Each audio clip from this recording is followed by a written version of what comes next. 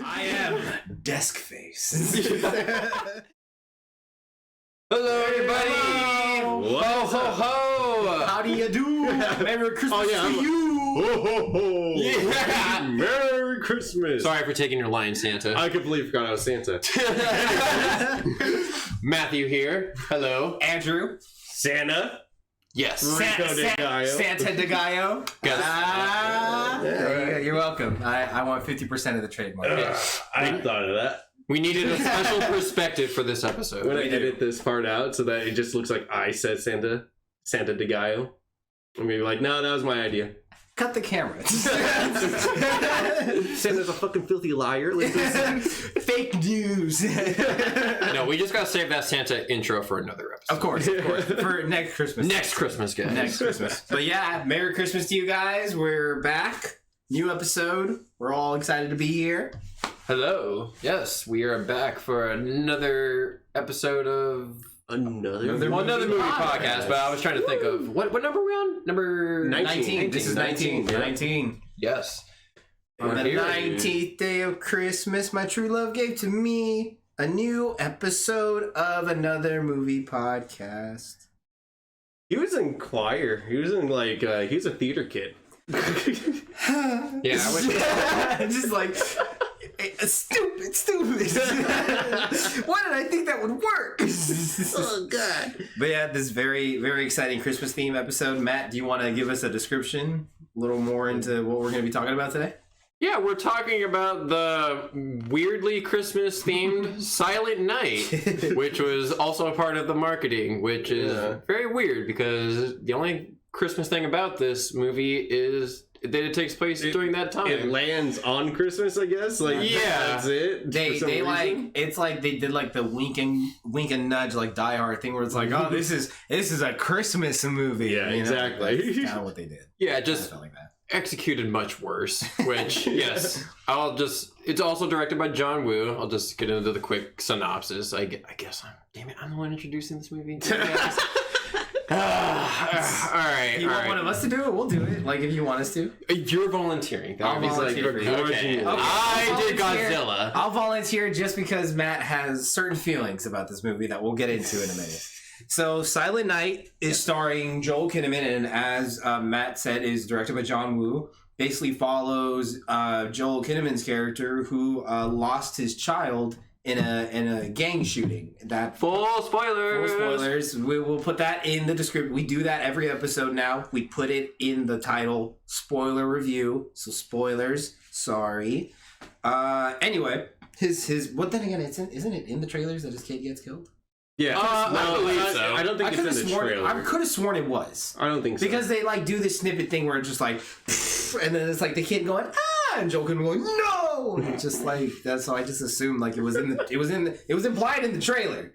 At least maybe I watched. I saw like trailer. the shortened 15-second trailer. Oh, on YouTube. that makes more sense. Yeah. So the one I saw. So for this movie, the tone of the trailer did not match the movie in the slightest.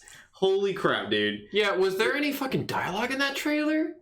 No, but they did play like the action version of like Silent Night. Yeah. Basically. Because like basically like they were doing Violent Night basically. Yeah. Except more boring and like really weirdly edited together. I think I speak for all of us when I say that. It was weirdly Yeah, let's just get into the aesthetic of this movie. The major decision behind this movie that they fucking stuck with was to have no dialogue spoken by anybody. Like, very minimal lines here and there. There are certain scenes where, like, you will hear background characters, but it's super muffled in such an unnatural way. I mean, it's not like he's deaf or anything. No, exactly. That's what was weird. It would make more sense if he was deaf. You can kind of hear the muffled or voices or whispers. He lost his hearing instead of his voice. Yeah, then it would be like make more sense for Silent Night. Yeah. No, oh my god, no, seriously, you fixed the movie on so many levels right there, honestly. And here's the thing, like, I had talked to Matt about it, like, just like for like a brief second after we saw it, but basically I was kind of like, I feel like the concept of having a protagonist that doesn't talk could work Their style, like freaking, what is it? I always talk about this, but Dead Space is like original 2008 version. Isaac Clarke didn't talk the entire fucking time, and everyone was like, "He's cool because I'm in." Like that's basically what it was. So it's like a silent protagonist can work, but you have to do it with the intention of like, I know what I'm gonna do with this, instead of just being like, "Oh, I think it would be cool if the character doesn't talk." Why doesn't he talk? Well, he got shot in the throat. And the weird thing is, so, like, he's not the only one. No one fucking talks. It's weird, and it's like this weird thing of like maybe they're trying to allude that the characters are sensitive to the fact that he doesn't talk, but it's like his his wife. The wife is the only one I understand. Like the wife, her not talking, that makes the most sense. Like, but everyone else around him, I'm like Matt had pointed out too, like they should be talking, or we should be able to hear them talking, or something. Like, I think it would have worked. Honestly, I think it would have worked a lot better if the sound editing made it to where he's constantly overloaded with everyone around him talking, but he can't talk at all. Like, make it feel like he's like just anxious, but instead John Woo opts to just have Joel Kinnaman's character like basically mope around his house the whole time, and then eventually starts working out and coming up with a plan for vengeance, which is fine with me, I guess. But I don't know. I feel like there was just a better way to kind of execute the motivation of getting revenge for his son's murder. Yeah, edit that shit down. Yeah, I don't need to see several fucking sequences of him working out of, the same weight. Fucking, it goes through a year-long ridiculous montage of like him going from like nothing, but it really didn't make sense because you can tell this dude's jacked. He's already jacked from the He's start. already jacked from the beginning. They tried to cover him up with the jackets and everything. But they literally opened the movie with him chasing down the shooters. Yeah. Like, you can't do that to me and then put him in this position where he's gonna, he's just kind of a bum and he doesn't really work out. Can't do a single pull-up. When yet this fool was chasing a car at full speed and jumping fences, dealing with like fences with like the sharp glasses, like out here doing parkour onto forklifts, and then chucking over a whole cars. ass bar at a fucking windshield like nothing, and then like bravely standing up to someone being like kind of like unafraid to be there when he's about to get shot. Like, you can't present him like that.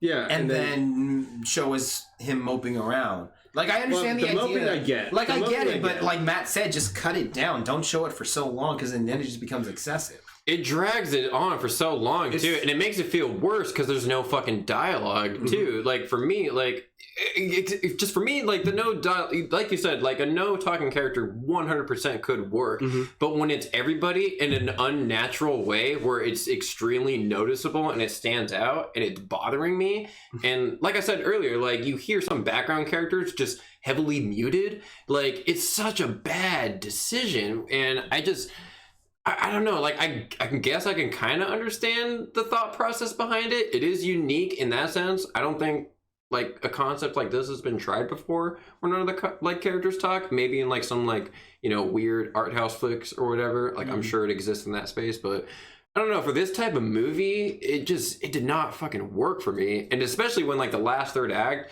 just turns into this John Wick-esque movie, which... Okay, I did kind of enjoy that sequence. Yeah. Like, I will say, like, yeah, again, I'll give credit where credit's due. I did like it for how... The Wonder Stairwell thing was cool. Like, I did like that. I was like, if you're, like, picking an actor like Joel Kinnaman, who's actually pretty experienced in shooting action like that, with, like, his Rick Flag role, and then his role in Altered Carbon, where he had to do a lot of action in that. Like, I have no problem believing that Joel Kinnaman can do all this action shit. I have no problem believing that.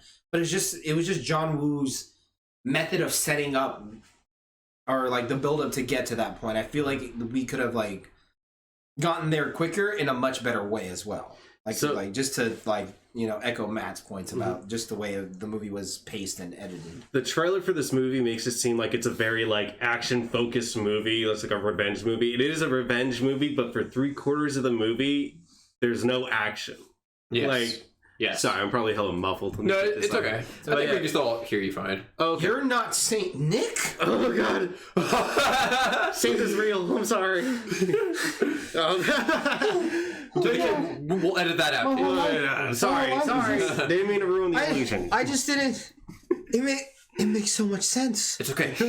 Back to what you were saying, Santa. But yeah, so... like 3/4 of the movie is about him coming to terms with it. Coming to terms, not at all. He doesn't come to terms at all with his son's passing. No, yeah.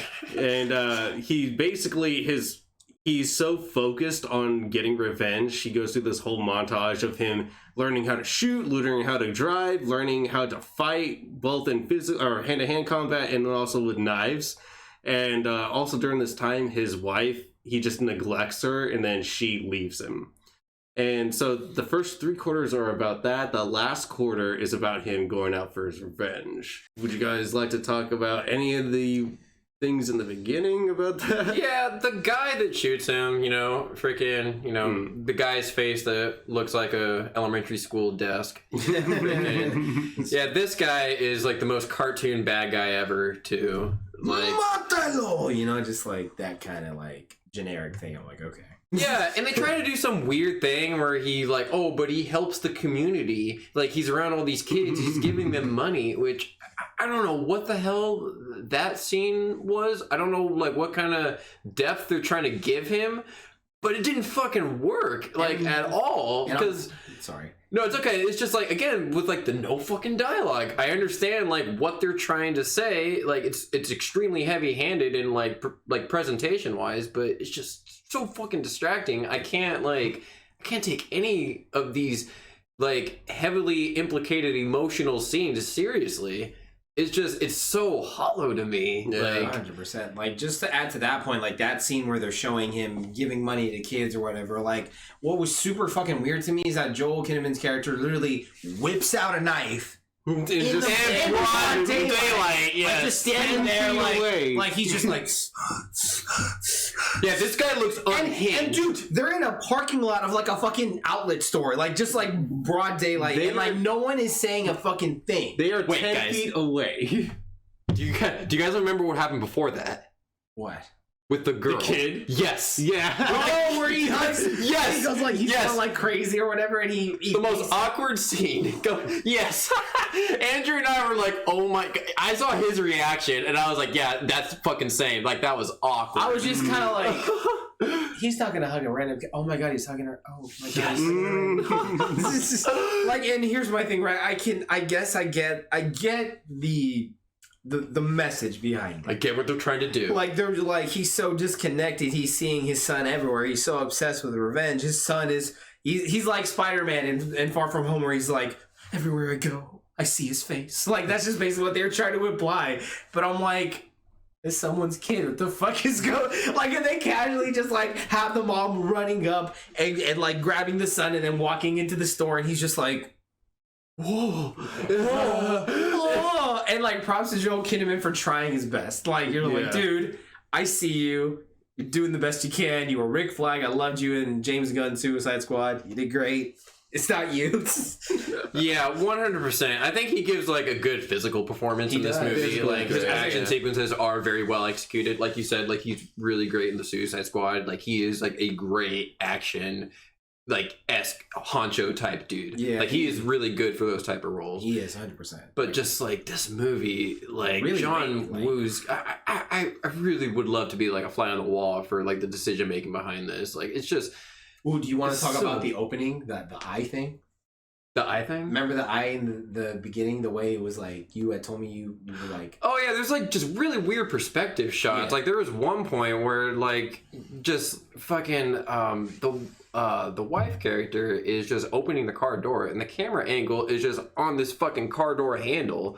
And like, usually when the car door opens, you don't show that, but they fucking showed that. And the fucking car door handle's like right in our fucking face. And like, there's just so many weird editing choices and decisions. And I figured out what you were talking about. Like, it's like a weird zoom in on her face like twice, like in the exact same way. And I don't know like what kind of emotions John Woo thought he was adding with this, but it just, yeah, like I've been saying, it just rang so fucking flat and distracting. I just was so annoyed by it. You know, a little bit of a tangent from all this.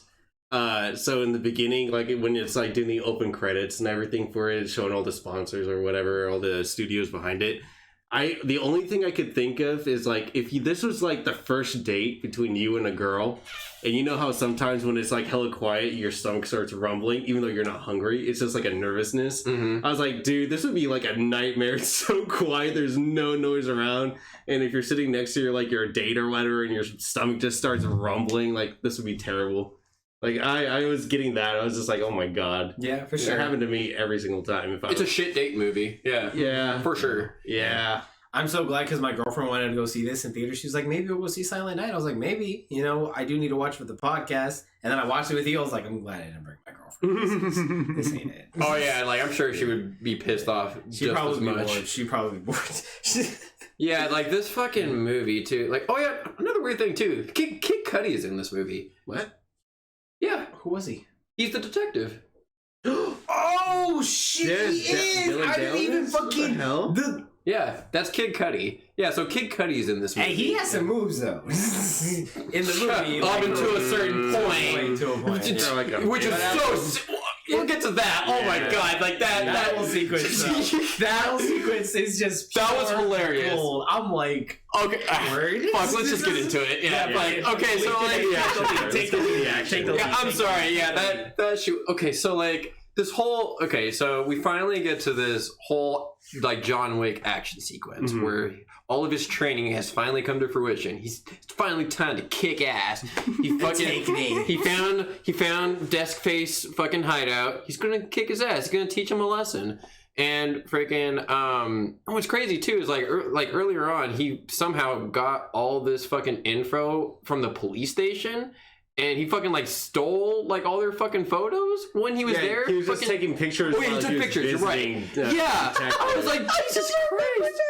Yeah. Yeah. And then Kid Cudi comes back and he's like, who was in my office? And he looks, and then Joel Kinnaman is just in the elevator like, Yeah, fuck yes. Anyone could do this. It's that fucking easy. It's like, yeah, because he didn't even do it in a sneakily way. He's just like, he's like casually just, this is the easiest fucking thing ever. Yeah, like, Yeah, after every picture. yeah. every time just, Anyone can just go into the evidence room. and it was just the way he was taking the picture so slowly too, like, Like, all right, let me focus this. Yeah. He's like, oh, that one was shit. Let me take another. and then every time he's just like, fuck, I need a better camera. Another Desk Face affiliate. And then he's just like, he's like, oh god, the flash. Yeah, it was so goofy. Yeah. But Oh, yeah, man. the moment that we're like alluding Referring to, to, yeah. is that like eventually it does get to this like just like over the top John Wick sequence, which okay, yes, I did enjoy it. Doesn't mesh with the movie in terms of like tone or like what the first 2/3 of the movie were at all. It is like a Yeah. total like polar shift change. It's really like obviously like you knew it was coming. Like it does deliver in that sense. Like I wish that action was interspliced a little bit more instead of like this fucking boring 2/3 setup until I get to something that I actually do kind of like. So yeah, I do like it, but it does piss me off.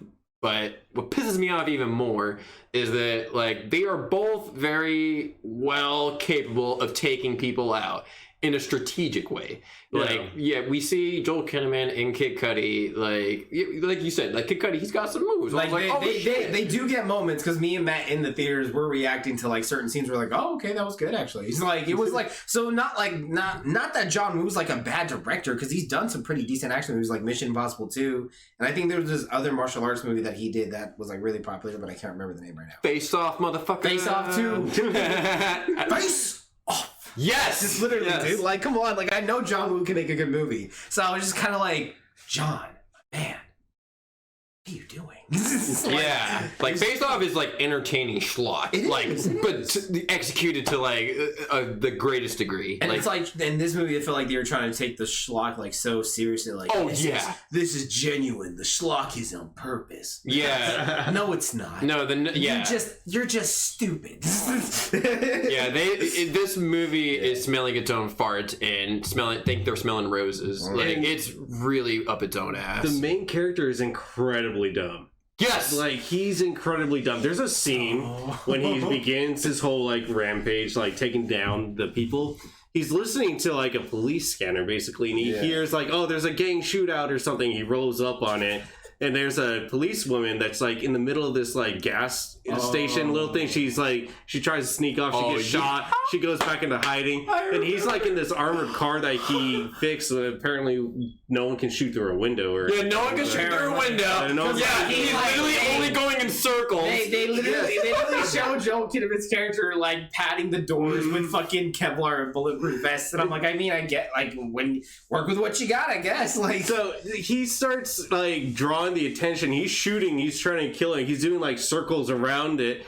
The policewoman that he's trying to save is in the middle, and he like gets so much attention. Everyone's shooting at him. He's like keeps going around, and like everyone's focusing on him. And then he opens the door. And he's like, "Get in." Yeah, she doesn't say it. Injured, obviously. by the way. Yeah, she's injured. So she gets into the car, but gets shot up because everyone's shooting.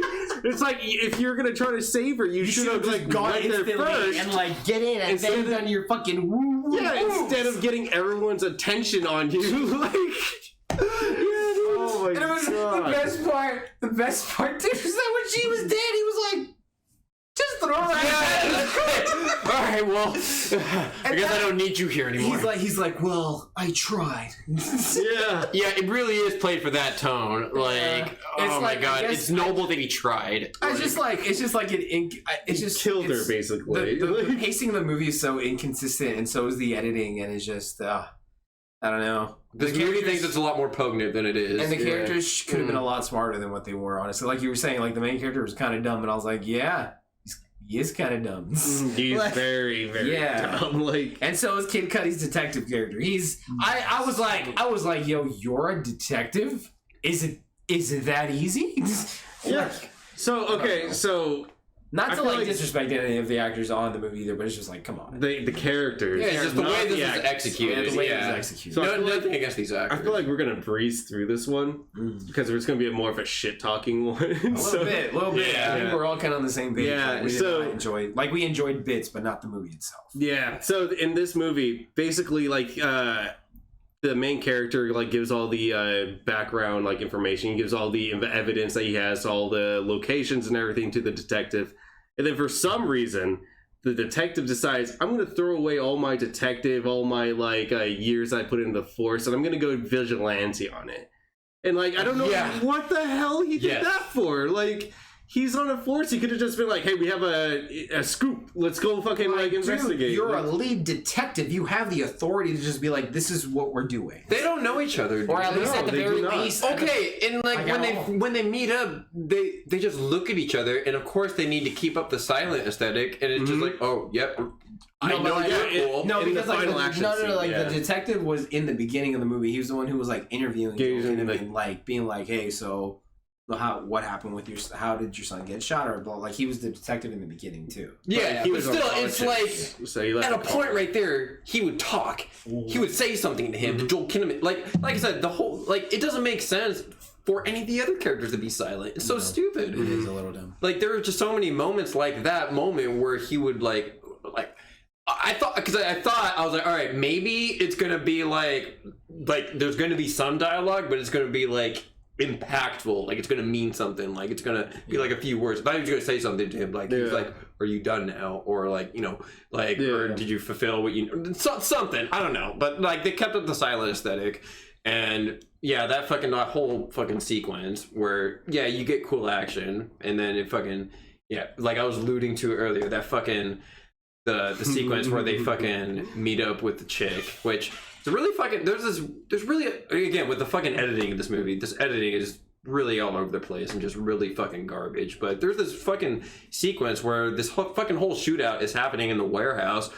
Fucking Deathface is just fucking dancing in a circle and like a tower basically. He starts at the bottom, makes his way all the way up to the top where the guy that apparently was in the shooting, that he's not actually the one that killed the kid, but that's the one that shot him in the throat. Yes. Like, he's up there with his girl, and they're just dancing, doing heroin this whole time, and they're like the final bosses, basically. Yes, final bosses. Yeah. Yes, exactly. So they make their way all the way to the top. They meet up, the detective and then the main character dude. What's his name? Joel Kinnaman. I don't remember his character. Joel Kinnaman. Brian? I'm going Brian. all right, Bry meets up with him, and then so they like just decide, all right, we're gonna go kill the last two people on our own. We're gonna finish this. And then they go up, and then they see like this lady just start shooting with this like SMG, basically, just like firing away. And then they like close up on her. They're like showing her all lit up in the back, like hello, like wind going through and everything. And then they just don't kill her. Yeah, and I'm just like, what's crazy? Like I was saying earlier, they're more than capable of taking out all these hordes of enemies. Brian and dude, Godlock is his name. Godlock. Brian Godlock, yeah. Okay, that's funny. Okay, so Mr. Godlock, yeah, like Godlock. Just like Mr. Godlock and Kid Cudi, freaking Godlock. He does have an extra hole. Yeah, that whole fucking sequence where it's like, yeah, they're more than capable of like taking out these hordes of enemies. But this chick who's shooting at them from the easiest point of view, just straight. She has no cover, just shooting at them. They can easily move around, but they do the stupidest thing and just fucking like get in her line of fire. Yeah. And just basically get shot. And they don't cover each other. Yeah, don't cover each other at all. And it's like they take stupid pills in between this process, and all logic goes out the fucking window. Joel Kinnaman gets close to her, and he's like, oh, well. And they're also shot multiple times. Yeah. Like, they get shot, like, they're taking more bullets than John Wick did in his movies. Like, in one fucking scene. And I'm like, Jesus Christ. Yeah. Like, you should have been dead already, like, to be honest. Because all he had was, like, a small-ass Kevlar vest. Yeah. He didn't have much else. That blocks, like, one bullet, essentially. And then that's, like, then it's compromised afterwards. Yeah, so it's like... Yeah, it mostly came from this chick and her, like, submachine gun. So, like, really? Both of you? Both of you couldn't take her? Where she was? Man, and a detective can't take a drugged-out chick with a machine gun? Are you kidding me? Yeah, she unloads a clip, reloads, and then they decide... After she reloads, they're going to start going out so that when she starts firing again, now we're going to go out and, like, try to get her down. And then, like, they get shot up. Joel Kinnaman, Brian, is like standing on the side, and she apparently like doesn't see him. He has his gun to her head, but because she has a vagina, he's like, I can't kill her. Yes, like yes, yeah, that's she's a that is woman. exactly it. He puts his gun down, and then she shoots him like twice. Yes, and I was like, that's what you get for being stupid. Yeah, and then like she turns around and shoots the officer like dead on in the chest. Yeah, and then, like fatal wounds. And then he like gets back up and does like a slow motion like shoots her again. And then it's like, really? Oh my god. And the whole time the main antagonist, the leader, is in the same room. He didn't help her. Desk face, right? Did not help her at all. He was just standing there. He wasn't even like aiming or anything. He was still posing. Like, while his girl is being shot up. Like he just comes in like dun, dun, dun. He doesn't even do that. He just walks around staring at it. Like just like, super nonchalant, just hella stoic, like all right, final boss time. Let's go. He's like you're a worthy opponent then. Yeah. And like literally the boss. I am desk face. And what's crazy too is that that's stupid names. Early on when Brian's fighting, he gets fucking stabbed in the leg too. And I'm like, right in the first fight. Yeah, so like he has a fucking deep stab wound, and he's still like able to perform at 100% capacity. Yeah, still. Exactly. Like at least with like John Wick and like Daredevil fight scenes, they show both of them getting tired. Like, like they're just like, fuck, come on, like. But here he's just. I'm still fucking ready. I gave it a slide when he was like that's what it felt like. I gave it a slide when he was in the car because he's not moving, like he's not running around or anything. But then when he gets to the compound and when he's going up the tower, there's a very cool scene. I would say it's alright. It's a very It can be cool if you wanted that, because I think there are really cool nuggets throughout that whole stairwell fight, but There's problems overall. It's supposed to be a one take, but you can They're see all the clearly edited. you can see where they are. edited Yep. down. I know, yeah. You can tell. He's going up the stairwell, fighting upwards, and like not showing any sign of the wound that he had anywhere. no. Like, doing all this shit, and he's running up here like beating people up, doing hand to hand and everything. There is one take one scene that I want to like highlight in that stairwell. There's a guy. He gets shot twice. He rolls down the stairs, and then the guy catches him face to face. Brian catches this guy face to face, uses him as a meat shield, and then but that little stunt right there was so fucking awesome. That was really good. That motherfucker got exactly shot, rolled down the stairs, Yeah. but was able to stand up in time for the guy to catch him in the chest. That is incredible. I was like, oh my god, pay that dude more. Like, holy shit.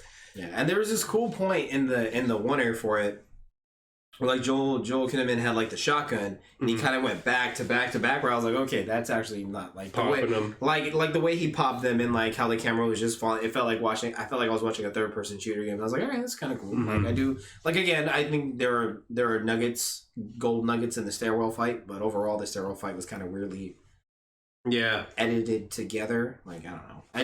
I think I'm just spoiled with like wonders like Daredevil and John Wick. I mean, like, at the same time, it needs to be better. he didn't take any actual tactical advantage. He was just going upstairs. He didn't He do wasn't like anything. really. Yeah. He wasn't really like checking his corners or fucking like kind of being like, well, I have a grenade or something. No, and it's like I think these enemies do have grenades. Like They do. I'm they pretty sure they literally do. have the strategic advantage, but of course, like And the technological advantage when you think about it, they have grenades and submachine guns, and he's out here with like a shotgun and a pistol and one assault rifle. Like, dude, like, yeah, camp at the door at the top, aim while your gun's there. Yeah, and then they're running in with a gun.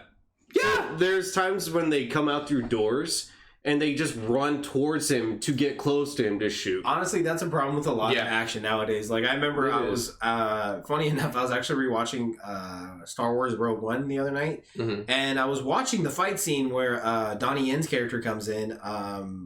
I can't remember his name, but the one who's like the Donnie force. Yen. No, yeah. The like that, stormtrooper like that fight. stormtrooper fight. Like I was watching it, and the stormtroopers would be like, Whoa, I need to go to a better position. and I was just like, When I was So watching the it's a special lot that they features do. for John Wick, that's when I started noticing that stuff, like the background characters and like action holding shots. their guns before they shoot or whatever. That's why when I compared this scene, you can compare it to Daredevil, the stairwell scene in that, or you can compare it to Tony Jaa's The Protector. Like incredible one take. The best one take I've ever seen in my life. I love The Raid. The Raid is another one with a I lot never of good. saw it. The Raid is one I of those keep trying to movies. watch it. One of those movies where it's just like, it's not about it being like a oneer. It's just the way the action isn't like. It doesn't cut away as much. Yeah, it's incredibly it's like fast. The Northman. Like the action doesn't cut away as much, but when the action is there, it's fucking there. Yeah. And I felt like John Woo was trying to go for that kind of vibe in the sense of like, look at this, I'm not cutting as much, even though I'm like editing it to be like that. Like I feel like he was trying to do that, it just didn't work in execution. There's a Well, guy yeah, that- it's distracting. There's I a guy noticed that- it every time. Yeah, there's a guy that runs out the door, gets shot, and the guy behind him runs out, says the same exact thing. I'm like, what the fuck are you doing? Wave of enemy syndrome. Like, Oh my god. Other than like the physical hand-to-hand part, like the stairwell scene is very forgettable to me. A little bit. Mhm. It's like, it's just mindless people running It's to like their death. it's like I've seen better. Just Yeah. like No True, one- True Detective, Daredevil, John Wick, fucking probably some shit in Arrow. I'm sure they've done oneers before in that series. Like very better oneers in that show. Like it's just oh yeah, I've seen Oh, yeah, like it's like I've seen better. And John Woo is like a seasoned veteran, so he should like.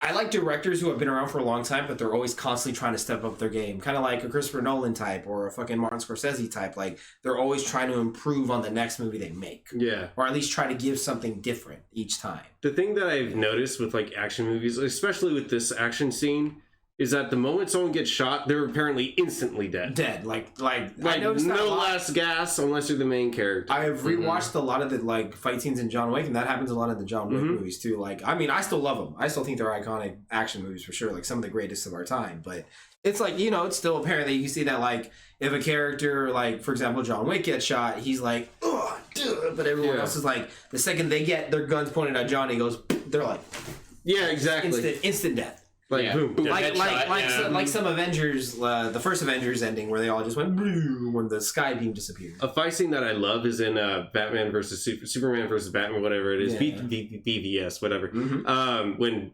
Batman is fighting in that warehouse. The warehouse fight scene is probably like one of the best fight sequences. Yeah, there's an Asian dude in there that like he gets hit so many times but keeps getting back up throughout it. It's like people get hit but they get back up. And it's like, and then at the end he like gets hella personal with that guy because he just wouldn't stay down. Yeah, So that it's like, and then like it was because that fool like stabbed him I think at one point too. yeah, stabbed him in the and then he arm. like pulled the knife out and like stabbed him in the shoulder and like pinned him against the wall. I thought like I like stuff like that. Like if you show me like in Daredevil too, like he's punching a lot of the same guys in those winter fights. Like they're just on the ground for a second and then they get back up and start fighting again. Like I feel like if John Woo did that more and like limit the supplies the enemy has at that point, then you know like it's not about nerfing them to make him better. It's about leveling the playing field and like figuring out what to do once it is leveled. It also gives variety. It does, exactly. It shows like you can make Creativity. your enemy, you can make the enemy type in your movie unique by showing what they could do with limited resources,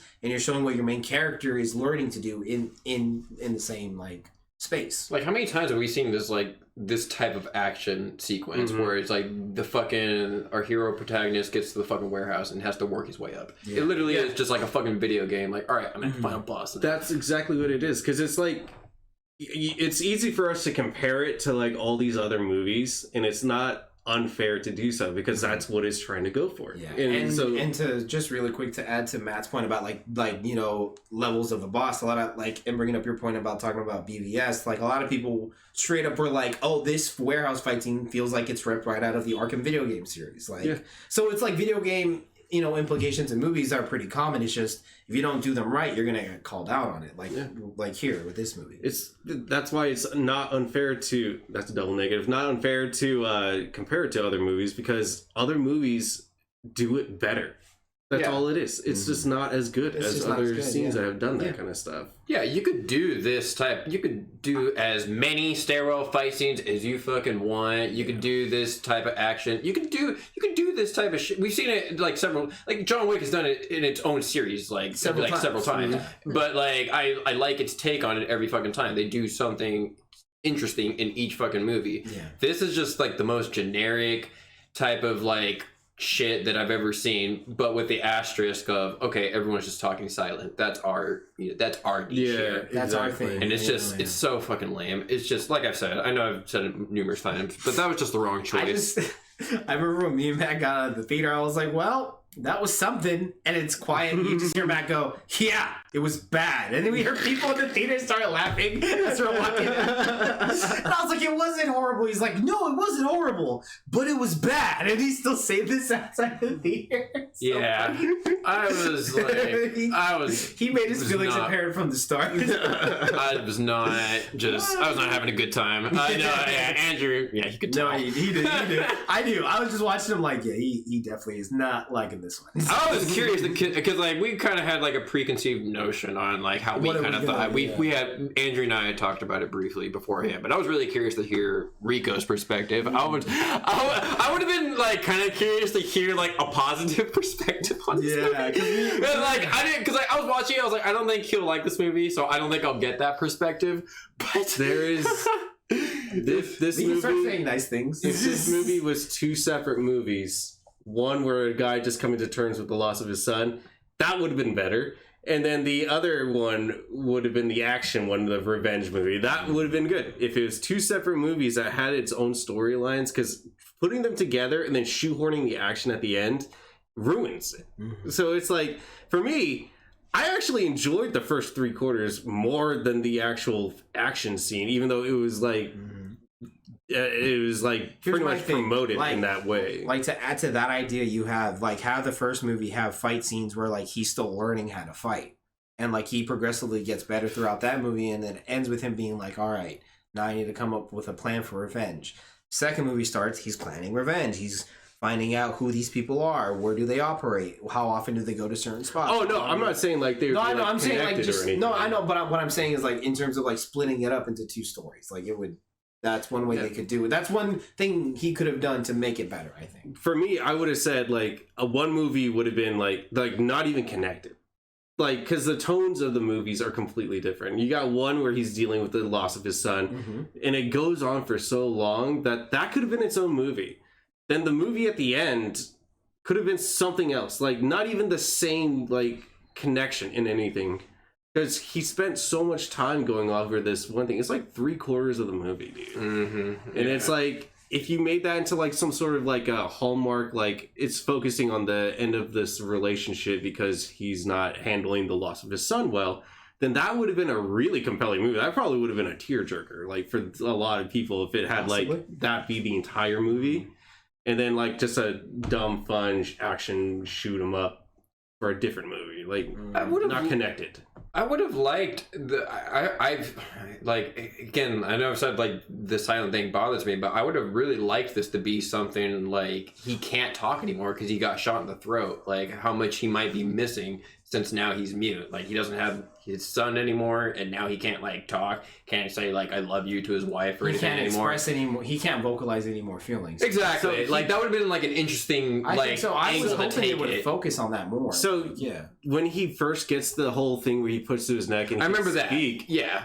One thing I thought about it immediately after he did it was like, if he put it to his voice, threw it down, but then like picked it back up and was like, I'm so sorry, or something like that to his wife, like sorry that he didn't comfort her at all. Like no, exactly. Yeah, that was like, and maybe that was intentional to show that like that's what happens when you're consumed with like revenge or whatever. Like you just like block everyone out, which is like, hey, cool theme, always works in a movie. It just, you gotta, I don't know, maybe present it a little better. One of the cheesiest freaking things about this was when he has that final fight with the desktop face guy. Yeah.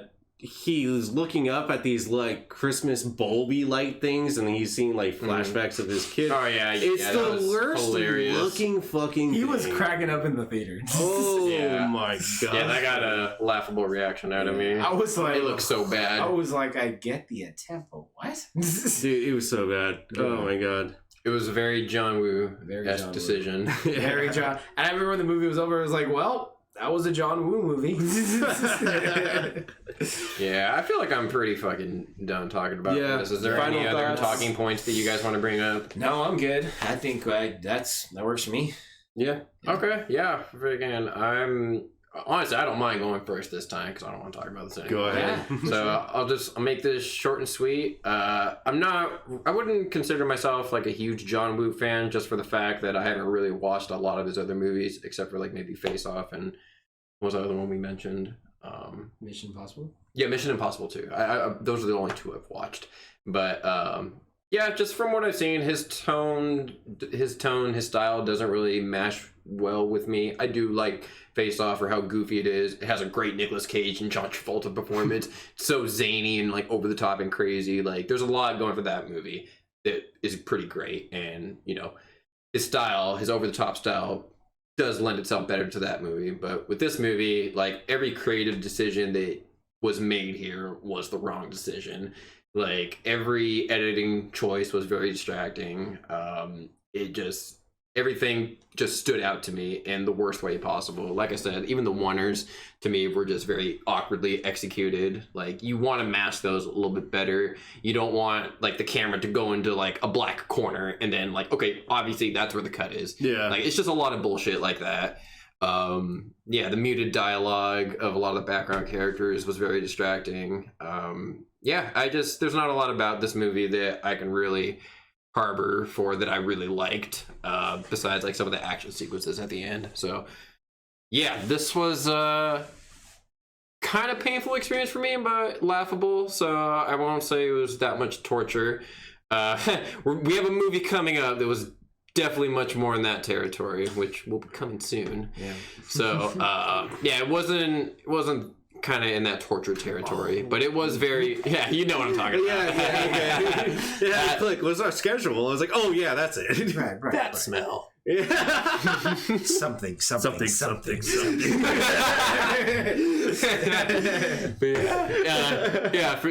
done with this shit. 3 out of 10. Yeah. What about you, Andrew? I'll make this short, sweet, simple because I think we're all kind of like on similar pages. Wish the action hit a little harder. Had some great, compelling story ideas that I think could have worked if executed a little better. So I'm gonna just hit this bad boy with like a 4 out of 10. It's like not something I would rewatch or recommend, but if it's on TV, like I'll just kind of blankly ignore it, you know? Yeah, I'm sitting at the same spot. 4 out of 10 for me. Yeah. If they separated into 2 different movies, different like separate movies, like no fucking connection between the two. If they focused on the coping and then also just dumb fun action, that would have been cool for 2 separate movies. Putting them together with terrible pacing between each one ruins it. It's not good because of that reason.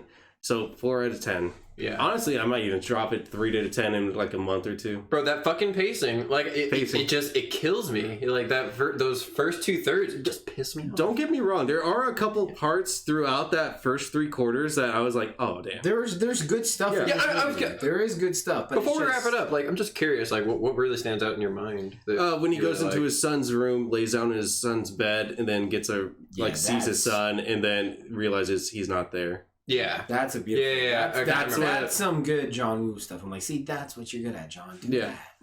If there's 2 separate movies, focusing more on that, fucking amazing. Yeah. Mm-hmm. Yeah. But right now, putting them together, fucking terrible idea. Yeah. So I don't know. I would say maybe a scene that stands out to me is definitely just some of like the cuts, like transition scenes, like the eye thing, like that's like the slow motion and weirdly placed spots of the weird editing choices stand out to you. All the bad shit stands out to you. Like people say Zack Snyder uses a lot of slow motion. Watch a fucking John Woo movie. Let me tell you, Jesus fucking Christ. Oh yeah, dude, utilize it inappropriately. Homeboy just like was like, oh, I gotta do so much fucking slow motion. Yeah, all this fucking slow motion. Look at it. Like that's what I felt like watching this. Sometimes I was like, it's so weirdly paced and not necessary. So yeah. That's all I got. Yeah. Great emotional intelligence, fantastic emotional intelligence in the first 3 quarters. Dumb. Yeah. Good stuff. Not executed properly. Yeah. So, yeah, that kind of wraps up our thoughts on Silent Night. That's our Christmas episode. Merry Christmas, guys. I think this is gonna be uploaded on Christmas. It lands on Monday, 25th. Yeah. Oh yeah, Monday the 25th. Mm-hmm. So, Merry Christmas, y'all. We hope you have a happy holidays, and yeah, we'll be back in the new year with our. Well, yeah, I guess we should introduce. Yeah. What I was talking about. Yeah. So our next episode is going to be the infamous Winnie the Pooh, Blood and Honey, which is now public domain. So, yes, we had to see the first example of that by, I don't even fucking know the directors. I don't think I want to know the directors after this. But, yeah, we got some thoughts there. That was a movie length runtime that we're not going to get back that time ever. Yep. And just... I watched it twice, by the way. Like, these guys we all watched it together his second time. Yeah. But we'll save the rest of that for the next episode. So yeah, next week, Winnie the Pooh, Blood and Honey. Also, make sure to follow us on the socials. That's all provided in the link down below.